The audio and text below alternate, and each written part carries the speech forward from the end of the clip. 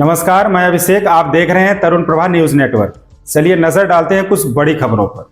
Sunita Williams की धरती पर सकुशल वापसी पर प्रधानमंत्री नरेंद्र मोदी ने बधाई दी है। पीएम मोदी ने कहा कि सुनीता विलियम्स और क्रू 9 के अंतरिक्ष यात्रियों ने एक बार फिर हमें दिखाया है। सोशल मीडिया प्लेटफॉर्म एक्स पर संदेश में उन्होंने लिखा, आपका स्वागत है क्रू 9, धरती ने आपको मिस किया। पीएम ने लिखा, उनका ये अनुभव धैर्य, साहस और असीम मानवीय भावना की परीक्षा रहा है। सुनीता विलियम्स और क्रू 9 के अंतरिक्ष यात्रियों ने एक बार फिर हमें दिखाया कि दृढ़ता का सही अर्थ क्या है। विशाल अनिश्चितता के सामने उनका अटूट दृढ़ संकल्प हमेशा लाखों लोगों को प्रेरित करेगा।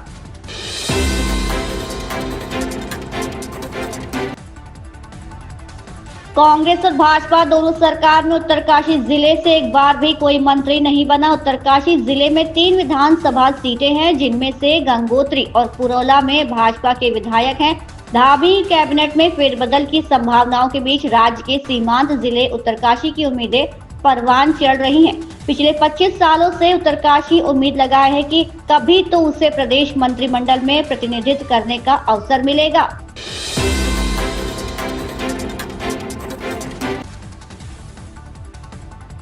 आईपीएल का 18वां सीजन 22 मार्च से शुरू होने वाला है। सीजन के पहले मैच में defending champion Kolkata night Riders का सामना विराट कोहली की टीम रॉयल चैलेंजर्स बेंगलुरु से ईडन गार्डन में होगा। 2008 में शुरू हुए इस टूर्नामेंट के जरिए कई युवा खिलाड़ियों ने अपने कैरियर को निखारा है। उन्होंने टीमों को ट्रॉफी जीतने में मदद की है। कुछ खिलाड़ियों ने एक सीजन के प्रदर्शन को आगे भी जारी रखा है।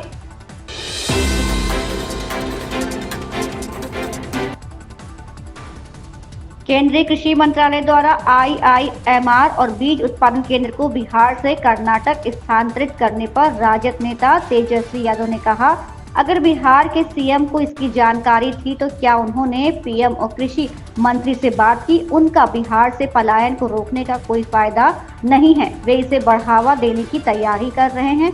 यहाँ तक कि गिरिराज सिंह ने भी मेरे ट्वीट करने के बाद ही इस बारे में बात की। भाजपा के किसी भी व्यक्ति ने इस कदम का विरोध नहीं किया। बिहार को 2 पकड़ाव मुख्यमंत्री की जरूरत नहीं है। बिहार को एक ऐसे मुख्यमंत्री की जरूरत है जिसके पास एक विजन हो और जो निडर होकर बिहार को आगे ले जा सके। ये डबल इंजन सरकार की हकीकत है। नीतीश कुमार को अपनी कुर्सी के अलावा किसी चीज की परवाह नहीं है। अवस्था में है, या तो इनकी सहमति होगी या तो इतने अचेत है कि सहमति लेने की जरूरत ही नहीं पड़ी या मुख्यमंत्री को पता भी नहीं होगा। यही 2 चीज होगा। अगर मुख्यमंत्री को जानकारी होती है तो उन्होंने क्या नरेंद्र मोदी जी से, क्या कृषि मंत्री शिवराज सिंह चौहान से बात की कि नहीं की? मेरा ये बड़ा सवाल है। यानी पलायन रोकने की तैयारी नहीं है इनकी, पलायन को और बढ़ाने की तैयारी है, ताकि बिहार में जो कुछ भी है बिहार से बाहर चला जाए। ये है डबल इंजन की सरकार। किस बात का तेज रफ्तार? कहाँ है तेजी? कहाँ विकास में तेजी? आप लोग जो है सौतेला व्यवहार करके बिहार की चीजों को छीन के आप जो है आप दे रहे दूसरे राज्य में। केंद्र सरकार के बजट में कुछ नहीं, और तो और उल्टा जो है देने के अलावा आपने छीन लिया।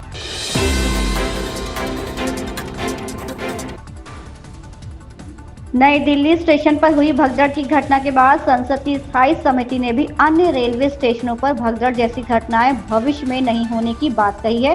समिति ने ये बात रेल मंत्रालय की अनुदान मांगों पर अपनी रिपोर्ट में कही है। समिति ने सिफारिश की है कि देश में अमृत भारत योजना के तहत कई रेलवे स्टेशनों पर डेवलपमेंट किया जा रहा है। इन स्टेशनों पर भीड़ प्रबंधन पर विशेष ध्यान दिया जाना चाहिए।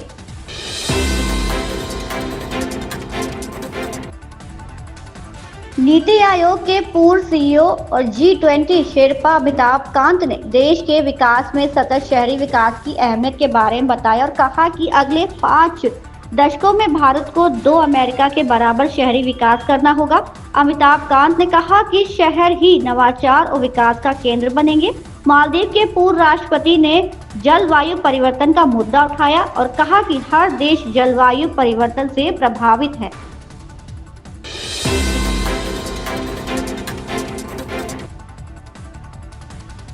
नागपुर हिंसा पर शिवसेना के प्रवक्ता आनंद दुबे कहते हैं, पिछले 100 सालों से नागपुर में सभी समुदाय शांति पूर्वक रह रहे हैं। ये पहली बार है कि वीएचपी और बजरंग दल ने आंदोलन शुरू किया और फिर अफवाह फैलने के बाद हिंसा भड़क उठी। अपराधियों को सजा मिलनी चाहिए, ये जांच होनी चाहिए, ये सब किसने शुरू किया। कर्नाटक में 4% आरक्षण विवाद पर कहते हैं, किसी भी पार्टी या सरकार को धर्म के आधार पर आरक्षण नहीं देना चाहिए। आरक्षण केवल इस आधार पर होना चाहिए कि कोई कितना पिछड़ा है। हर कोई आरक्षण की मांग कर सकता है। सरकार को कोई भी दरवाजा खोलने से पहले सोचना चाहिए, क्योंकि एक बार दरवाजा खुल जाता है तो वो सबके लिए खुल जाता है। देश बाबा साहब के संविधान पर चलता है। नागपुर में पिछले 100 वर्षों में हिंदू, मुसलमान, सिख, ईसाई सब मिलकर रहते आए हैं। वहाँ के लोग कस्में खाते रहे हैं कि नागपुर में कभी दंगे नहीं हुए, कभी हिंसा नहीं हुई। ये पहली बार हुआ है कि वीएचपी और बजरंग दल ने एक आंदोलन किया, वहाँ पर किसी प्रकार का कोई अफवाह फैल गया और उसके बाद फिर आगजनी हुई, तोड़फोड़ हुआ। जो भी हुआ बहुत ही दुर्भाग्यपूर्ण है, निंदनीय, ऐसी घटना नहीं होनी चाहिए।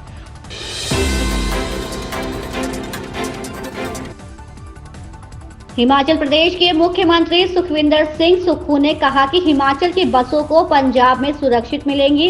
मुख्यमंत्री सुखविंदर सिंह सुक्खू की पंजाब के मुख्यमंत्री भगवंत मान से फोन पर बात हुई है।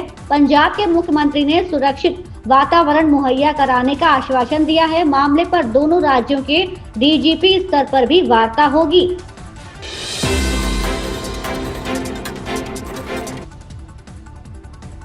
सीएम योगी आदित्यनाथ ने निर्देश दिए हैं कि राज्य कर विभाग व्यापारियों से संवाद बनाकर राजस्व संग्रह के तय लक्ष्य हासिल किया जाए। विभाग की सराहना करते हुए कहा कि जीएसटी में पंजीकृत व्यापारियों की संख्या के मामले में पूरे देश में प्रदेश पहले पायदान पर है।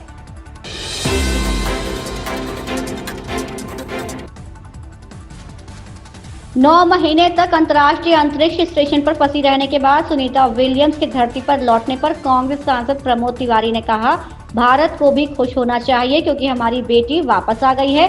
अपनी दृढ़ता, साहस और प्रशिक्षण के माध्यम से उसने 9 महीने के कठिन संघर्ष के बाद भी अपना मानसिक और शारीरिक संतुलन बनाए रखा। मैं उन सभी वैज्ञानिकों को बधाई देता हूं जिन्होंने उसकी सुरक्षित वापसी सुनिश्चित की। एक बेहतर भविष्य उसका इंतजार कर रहा है। सुनीता को भारत आना चाहिए, उसका स्वागत किया जाना चाहिए। मैंने राज्यसभा के सभापति को उसे आमंत्रित करने और उसकी घर वापसी का स्वागत करने के लिए पत्र लिखा है।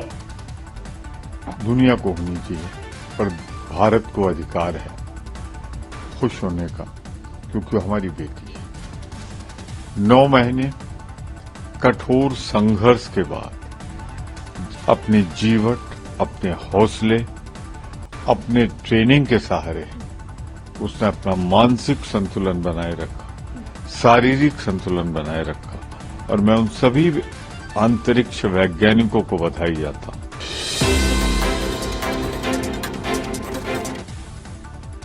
इलाहाबाद हाई कोर्ट में श्री कृष्ण जन्मभूमि और शाही ईदगाह विवाद मामले में बुधवार को सुनवाई हुई। हाई कोर्ट ने हिंदू पक्ष पर 5,000 रुपए का हर्जाना लगाया है। ये हर्जाना सूट नंबर 1 के याचिकाकर्ता को भरना होगा। हाई कोर्ट ने कहा कि हर्जाने की ये रकम सुन्नी सेंट्रल वक्फ बोर्ड को मिलेगी। हाई कोर्ट ने हिंदू पक्ष की संशोधन अर्जी को स्वीकार कर लिया है। उत्तर प्रदेश की राजधानी लखनऊ में सोमवार को बसपा सुप्रीमो मायावती ने मीडिया को संबोधित किया। इस दौरान उन्होंने सामाजिक परिवर्तन और जातिवादी मानसिकता से हटकर बहुजन समाज को सम्मान दिलाने की बात कही। उन्होंने कहा कि आजकल जनहित के मुद्दों पर कम, अपने अपने स्वार्थ की राजनीति पर ज्यादा जोर दिया जा रहा है। फिलहाल इन खबरों में बस इतना ही। लेटेस्ट अपडेट के लिए आप बने रहें तरुण प्रभा न्यूज नेटवर्क के साथ। चैनल को लाइक, शेयर, सब्सक्राइब करना बिल्कुल ना भूलें। धन्यवाद।